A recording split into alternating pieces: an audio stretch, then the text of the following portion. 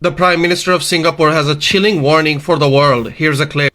But the recent Liberation Day announcement by the US leaves no room for doubt. It marks a seismic change in the global order. The era of rules-based globalization and free trade is over. We are entering a new phase, one that is more arbitrary, protectionist, and dangerous. Prime Minister then goes on to say that the last time there was a major global trade war, it was the 1930s, and it led to the Great Depression in the United States. And even in the 1930s, the global economy was so intertwined with the United States economy that it also, the Great Depression in the US, led to a global depression worldwide. This global depression in the 30s would, of course, give rise to fascism in Europe that would culminate into Nazism, and then it would escalate into the biggest global conflict humanity has ever seen, also known as World War II. And now one of the most sensible world leaders in the entire world is warning that the world is barreling towards that same scenario once again. The Prime Shalom, call Lord Yahweh Bashim Yahushai Bashim Rakakadash. Double honors to the apostles, elders, and bishops of Great Millstone. Peace and blessing salutations as always. Yahweh Bashim Yahushai Barakadam. To the sincere believers, the Hakim and Aquath out there listening, learning, keeping the faith and diligence of our Lord Yahweh Shai. So we are entering into another financial collapse and World War III, which is the war to end all wars. And as you heard in this opening clip right here, that global trade wars always lead to world wars. All right. And if you follow the sequence of events prior to the Great Depression, which happened during the 1930s, you had what? You had global tariffs going around that America was imposing on other nations, trade wars. Then as a result of those trade wars in Slovakia in 1929, you had a complete stock market collapse. It's like, you had a complete stock market collapse, which pretty much destroyed the whole economy. Then from that, they started to implement social programs, welfare, things like that, social security numbers, right? So there was a great reset that happened 100 years ago, and there's a great reset that's about to happen now. But again, if you follow the sequence of events, it all leads to one inevitable thing, which is world war. All right. So we're about to go through another financial collapse. You see the stock markets are in disarray because of the tariffs that Trump has put in place since the start of this month. All right. You have today he just he just proposed putting another 50% tariff on China on top of what it already is, which I think is what, 34%. So now he's looking to make it 84% tariff on Chinese goods. All right, which when you go into the whole, tariffs and all of what he's doing, it really makes no sense. Okay, because when you really go into it, his thing is, okay, well, we're gonna put these tariffs on other nations so that they're forced to pretty much manufacture in America. But when you actually logically look at it, number one, it would take years for that to even become a reality. Okay, because let's say that you have it your way and these tariffs work, right? Well, if these other nations are going to start to build their factories, their plants in America, that's not a 6-month process. That's not something that's just going to happen overnight. That's going to take years, okay? So in that scenario, the American people will be suffering for years until these other nations bring their manufacturing back to America, which it was America back in the 70s, late 70s, early 80s, which actually moved, offshore a lot of their manufacturing plants to these other nations because of the cheaper labor costs overseas. All right, this is why Nike with Jordan brand, what I'm saying? Like you'll have, a nigga paid $230 for a pair of J's, but it only costs $10 or $20 to make overseas, man. Then they bring it over here, charge you, an exorbitant tax on the shoe, when in reality it costs nothing to make. All right, so these tariffs that Trump is imposing is a deliberate agenda to destroy the American economy, to collapse this, and of course, as we know, to bring in this new digital technocracy in which uh, folks such as Elon Musk and BG is going to be the head of. All right, so all of what's going on is smoke and mirrors. You know what I'm saying? And as we'll get into, these America, they're getting ready for war as well as NATO. All right. And Iran is also big in the news right now. Has been in the news for some years, but that's all pursuant to Ezekiel the 38th chapter, okay, in which it says that Persia, all right, which is modern day Iran, that they're going to be one of the nations joined that's going to be guarded by Gog and Magog, which is Russia, okay, in these last days. And you've had Russian President Vladimir Putin come out and say, pretty much tell the West to not touch Iran, or else there's going to be catastrophic consequences. Meanwhile, you have Trump coming out with the rhetoric that, hey, if Iran doesn't abandon its nuclear deal, then the consequences are going to be catastrophic. So either way you cut it, it's going to be war behind this. Okay, and these tariffs as well, what I'm saying, these nations are getting away from the dollar, and quiet as kept is very profound. All right, and we always know that before a nation, especially being a superpower such as America, before they concede defeat of their currency to another nation, there is going to be war. All right, so let's go here. Record-breaking U.S. deployment in Middle East amid Trump's nuclear ultimatum for Iran. All right, so as we speak, and there's a lot going on around the earth, but this right here is crucial to pay attention to for last days prophecy. Okay, so you have record-breaking U.S. deployment. So troops are being sent over to the so-called Middle East, Western Asia. Because why? Ultimately, the Lord has these nations in the spirit to gear themselves up for war. And you see, and it's not just America, it's not just NATO and the EU, the whole of the earth, the whole world, all nations are in the spirit of war. U.S. deployed fighter squadrons, stealth bombers, air defenses, and munitions near Iran and Yemen, as March cargo flights rose by 50% compared to the previous peak since the outbreak of the Israel-Hamas war. The U.S. military has carried out its largest offensive deployment to the Middle East since the Israel-Hamas war began in October 23. According to a Hertz analysis of open source aviation data, in recent weeks, Washington has sent squadrons of fighter jets, stealth bombers, and large quantities of weaponry to the region in its ongoing campaign in Yemen and ahead of the ultimatum issued by President Donald Trump to Iran over its nuclear program. Now check this out right here. At least 140 heavy transport aircraft landed in Qatar, Bahrain, the United Arab Emirates, Saudi Arabia, Kuwait, and Jordan during the month of March, originating from several key U.S. military bases. Most were loaded with equipment, according to data transmitted mid-flight. All right, so this is the area where the Valley of Yehoshaphat is going to go down, okay, pursuant to Scripture, man. The Lord is mustering the host of the battle. He's gathering these nations together for the ultimate purpose of destruction, man, because this is the time for the heathen to be destroyed. All right, and especially them damn rats over there that's in the land, them small hats. All right, they're definitely getting ready to be completely wiped out, obliterated. All right, so let's get this.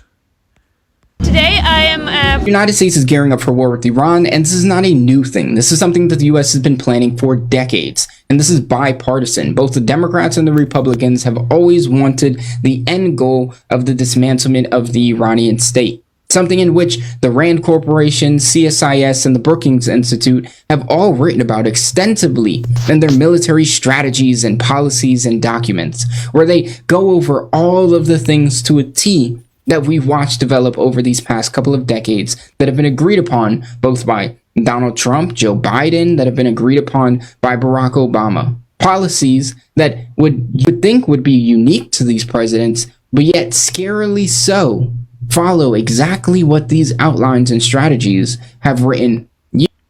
Because it's all an agenda, okay? It don't matter who they put before you. in the White House, the same agenda is going to be played out. This is why you can look to George Bush. Okay, he spoke heavily.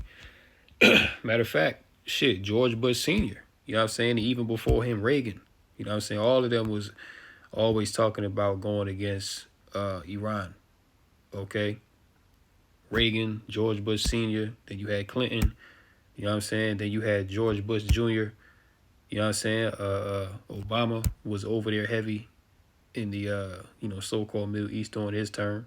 Biden, and now Trump. All of them have played out the same agenda, man, for decades. All right, showing you that ultimately it's the Lord's will being done, because the Lord is the one that puts on the hearts of these kings what they're gonna do. All right, and how they're gonna do it. But the point is, it's all the same agenda. See, all these people that are put before you, they're puppets. Okay, they don't run anything; they take orders. Years ago. And when we consider the historical context, the fact that the US has always wanted to destroy Iran, we can jump back not even that far to 1953, where the CIA overthrew the Iranian democratic leadership. The United States is Yeah, and that's what America do. America go into these nations. What I'm saying, they'll demonize the leaders. Pretty much anyone who opposes the hegemony of America, they get taken out. Prime example of that is Muammar Gaddafi. Okay, he spoke against America at the International Security Council and the UN. And what ended up happening to him? They demonized him, said that he was poisoning his own people and all this madness. All right, took him out, and ever since he got took out, Libya has become a complete shithole. Okay, Libya has become a third world country, man. Well, under Gaddafi, it was a paradise. You know what I'm saying? And he's not the only one. All right, Saddam Hussein, Osama bin Laden. All right, hey, you name it. Okay, the Filipino leader, the leader of Haiti that they took out some years ago because he didn't want to give his people the juice. That's what America do, man. They know it's the hammer of the whole earth. They just go around and take out the opposition, man. All right, but the Lord is about to recompense these nations, man. Okay, a great destruction is coming to Babylon. Let's get Isaiah, the 14th chapter, Isaiah 14 and 21. It says, "Prepare slaughter for his children for the iniquity of their fathers, that they do not rise nor possess the land, nor fill the face of the world with cities. For I will rise up against them, saith the Lord of hosts, and cut off from Babylon the name and remnant and son and nephew, saith the Lord. I will also make it a possession for the bitter and pools of water, and I will sweep it with the besom of destruction, saith the Lord of hosts." Right, so a great destruction is coming to Babylon the Great. All right, definitely America, the whore. All right, NATO and the EU. You see that all of them are gathering together to pretty much get their ass destroyed, man. See, the Lord is putting it on their spirit to say, okay, you're going to move this here, you're going to move that there. All right, see, Yahweh Bashmiel Shai is the great chess master, and he's moving the pawns. Okay, he's moving the kings on the board. All right, this is why even though these nations really don't want war, they're being pushed in the direction of war, because ultimately the Lord's purposes are being fulfilled at the end of the day. They don't have a say-so. Let's go to Jeremiah 50. Right? Jeremiah the 50th. Hate that damn typo. Jeremiah 50th chapter. And about 40. Let's see. Jeremiah 50. Really, this whole chapter is good. We'll get straight to the point. Jeremiah. Let's see. 50 and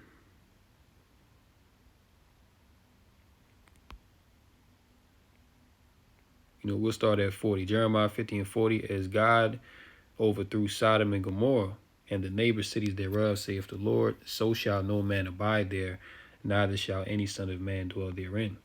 Behold, a people shall come from the north, and a great nation, and many kings shall be raised up from the coasts of the earth.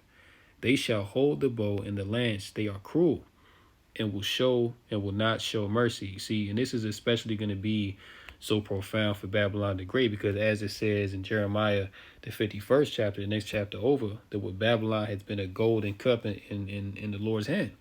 Okay, this place has been the glory of all kingdoms. All right, this place has pretty much been the most luxurious, most splendid kingdom to ever exist on the earth, and also the most wicked. So being that this place is the most wicked, pretty much the hub of wickedness on the earth, man, this place is going to be reserved for great judgment. And guess what? The nation state of the small hats, okay, they're going to lead Babylon to be destroyed, man. Okay, America, even with the rhetoric from Trump, he's putting out the rhetoric that he's even making enemies amongst his own allies, man. You know what I'm saying? He even put tariffs on the EU. All right, so you know that a great destruction is coming to this place. All right, 50. Where was I at? And will not show mercy. Their voice shall roar like the sea, and they shall ride upon horses, every one put in array, like a man to the battle against thee, O daughter of Babylon, which is America. So all these nations, man, are gonna converge on America, Babylon the Great. All right, and it's gonna happen right here in the homeland. All right, and it's also gonna occur in the so-called NATO and the EU. All right, and also upon anybody who fights for America, Babylon the Great in the so-called Middle East in this World War III. All right, so any way it goes, man, destruction is prescribed. Jeremiah 15:43, the king of Babylon hath heard the report of them, and his hands waxed feeble. Anguish took hold of him, and pangs as a woman in travail. Behold, he shall come up like a lion from the swelling of Jordan unto the habitation of the strong. But I will make them suddenly run away from her, and who is a chosen man, that I may appoint over her? For who is like me, and who will appoint me the time? And who is that shepherd that will stand before me? Therefore, hear ye the counsel of the Lord, that he hath taken against Babylon and his purposes, that he hath purpose against the land of the Chaldeans. Who were the ancient Chaldeans? The sorcerers, the witches, warlocks. Okay, they were heavily tapped into the left-hand dark arts of the day. And America definitely today is the hub of the same thing, man. Okay, the mother of harlots and abominations. All right, surely the least of the flock shall draw them out. Who is the least of the flock? It's Israel. Okay, them small hats over there, right?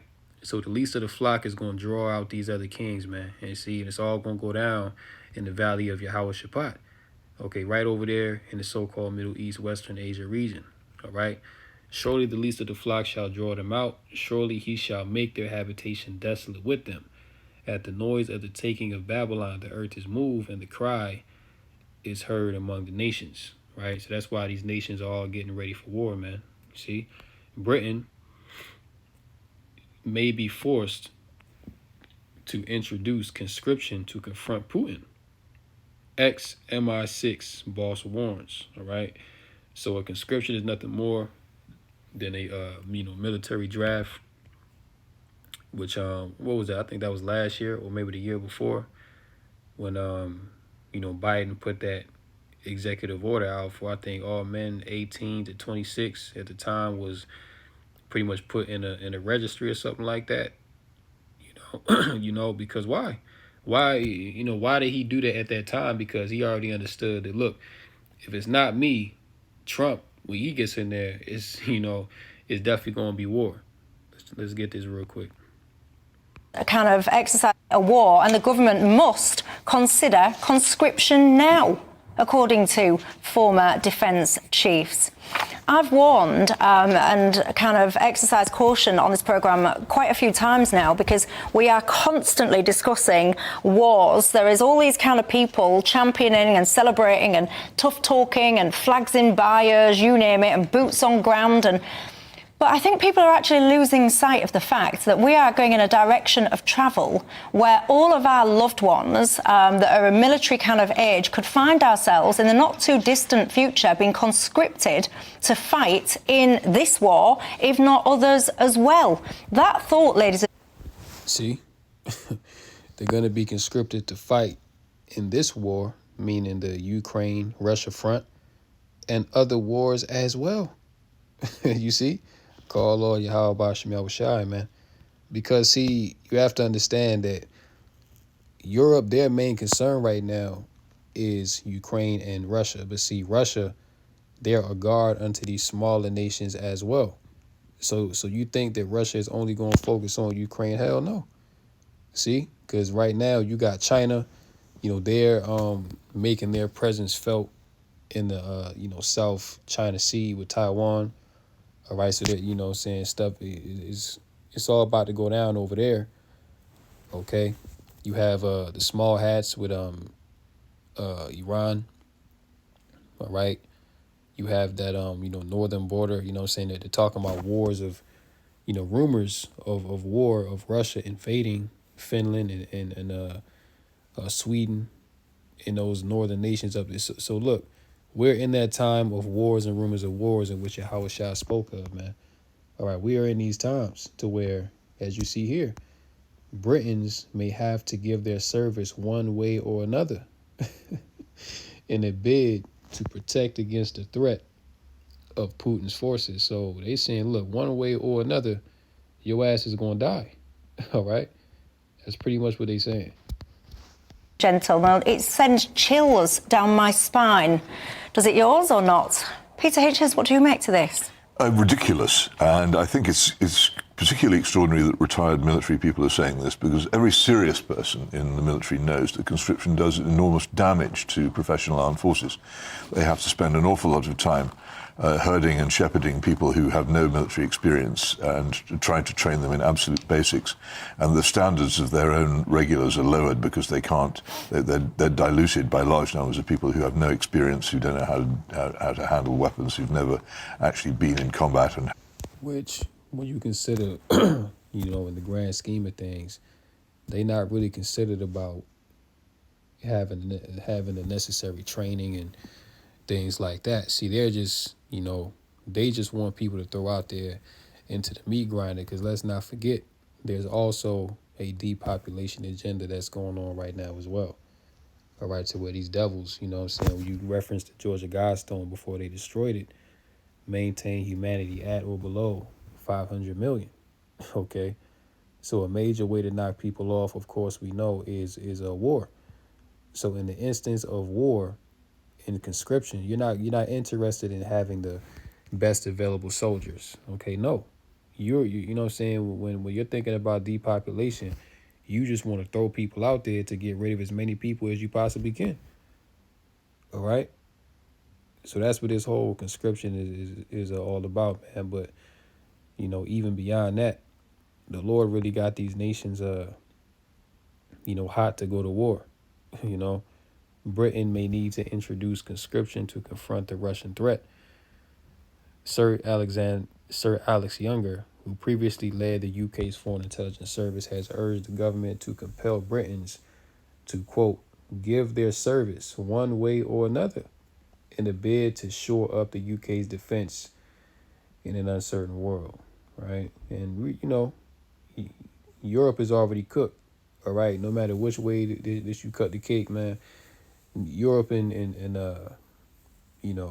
NATO and the EU do not have the firepower to deal with Russia and China and their allies. Okay, and really they don't want to now because nukes are involved in the picture. So this is mutually assured destruction, man.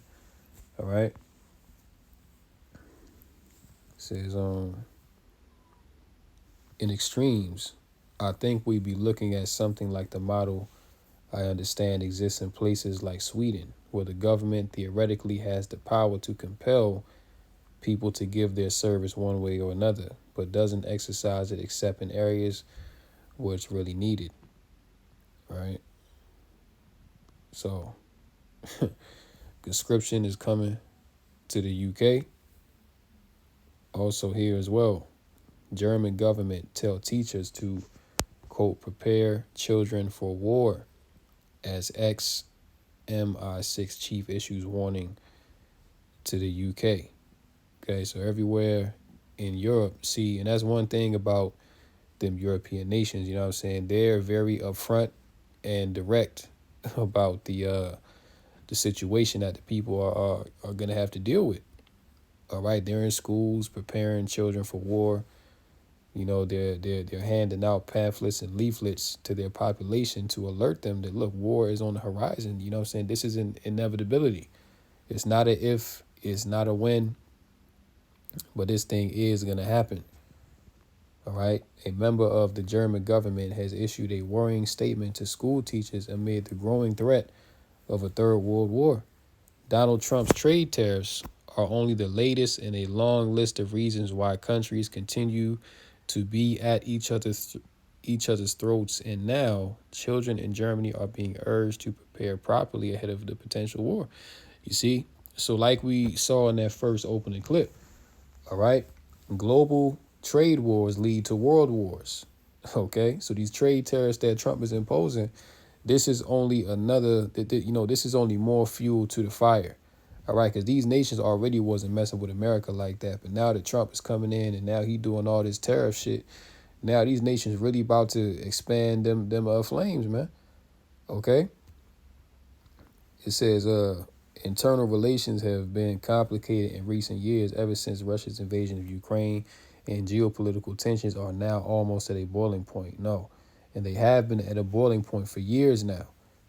All right? We're just at a point now where there's really no going back. There is no negotiation. There is no let's all sit down and figure something out. Those days are gone. All right, now everybody got their mind fixed on one thing, which is bloodshed.